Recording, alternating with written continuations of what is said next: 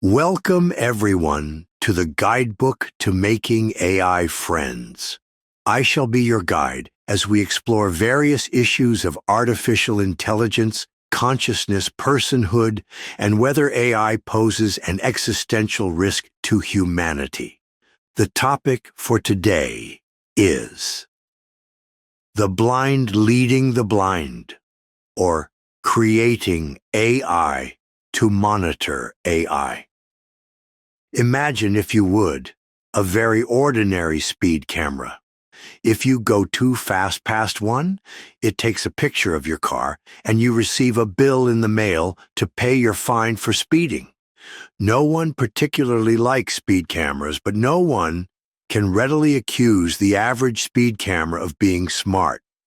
Of course, as technology develops, more and more cameras integrate machine learning into their processes.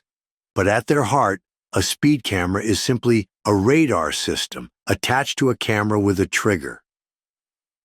And yet, speed cameras do much to change and limit human behavior. The same can be said of red light cameras and any CCTV in general.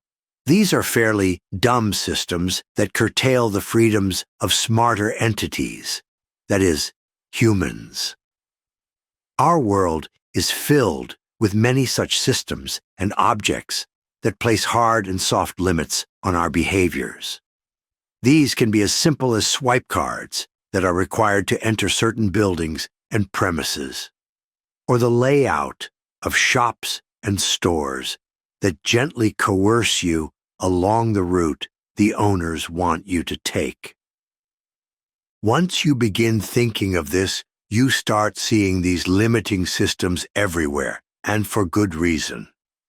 We don't need a legion of bureaucrats overseeing every last single detail of our lives when a few simple, often analog, systems will do just as well.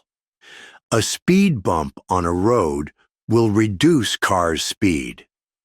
We don't need someone to stand in the middle of the road holding a sign to do the same thing. But what about those people who don't follow the rules? Well, that is where systems become either smarter and creative or more physical and forceful. A locked door barely qualifies as a system, but it keeps people out. On the other hand, a security guard watching a CCTV setup transforms the whole operation into a smart system that can record and respond with creativity and intuition. Even if the thieves are smarter than the security guard, the balance of power is on his side, meaning that a dumb security guard can keep out smart thieves. All of this is to say that you don't need super-intelligent systems to shape and limit the behavior of intelligent agents. Nowhere in physics, biology, or psychology is there a law that states that an agent cannot be controlled by a less intelligent agent. Certainly, being smarter than your opponent will be an advantage, but not as great an advantage as what infrastructure brings. Think of the new facial recognition software that is available to law enforcement and civil authorities for their public CCTV systems. These things are clever systems, able to identify any individual and track them as they move through open venues. However, such narrow machine learning applications are not smart in any sense of the word. You cannot speak to it, play a game of chess against it, or ask it to write a poem. It is hyper-efficient at what it does, but not smart, and yet it can limit, shape, and curtail the behaviors of tens of thousands of humans at once.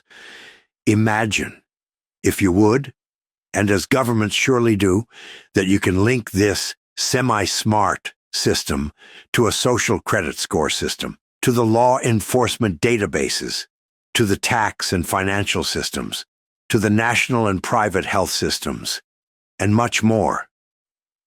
Imagine, if you would, a rather dystopian landscape where dozens of dumb and semi-smart systems are networked together to create a picture of you, and which can be used to steer your behavior into certain directions, and utterly limit what you can do in other directions. The government doesn't need to be smarter than you in order to control you. In fact, the overwhelming majority of the most intelligent people in the world are still as controlled by these dumb systems as you and I are. Why, then, do so many people presume that as soon as an AI agent is smarter than the average person, that the world will become an unmitigated disaster? Facial recognition cameras are smarter than humans at quickly recognizing a multitude of faces, but humans surpass this software in every other respect.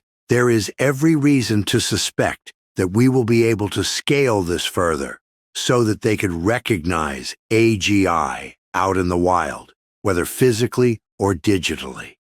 Cameras that can pick out a robot from a human, or software that can tell which participant in a video call is an AGI. Intricate systems can be connected to create a network that can track AGI agents smarter than the system and limit where they can go. But what about nefarious AGI agents that intentionally seek to outsmart the dumb systems in place? That is where we can enhance these limiting networks with AI models that are smart, but not superhumanly so. A GPT-4 type model looking after a limiting network can do far more than even a human could. A current state-of-the-art AI model could monitor dozens, if not hundreds, of anomalies in a limiting network to identify and stop AGI agents wanting to do us harm. All of this is clearly speculation, imagining a best-case scenario. However, even if we were to imagine the most dystopian, apocalyptic, world-ending scenarios of what may come, we still have plenty of time to put our plans into action. As mentioned in the last guidebook entry, if we assume there is a 50-50 chance of AI killing us by 2100, we still have 25 years to go before the odds become 1 in 6.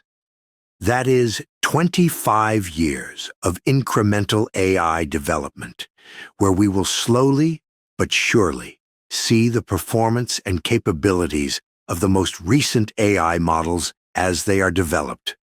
We will be able to tailor our dumb systems to the strength and intellect of the newest models, ensuring that we can always control what we create and what we cannot control. We will definitely be able to influence. The scary story of losing control of superintelligent AI is just that, a scary story. Yet, that is all the time we have for today. Thank you very much for listening, and I hope you will join me again next time as we explore further questions about artificial intelligence and consciousness. I have been your guide, and this has been the Guidebook to Making AI Friends.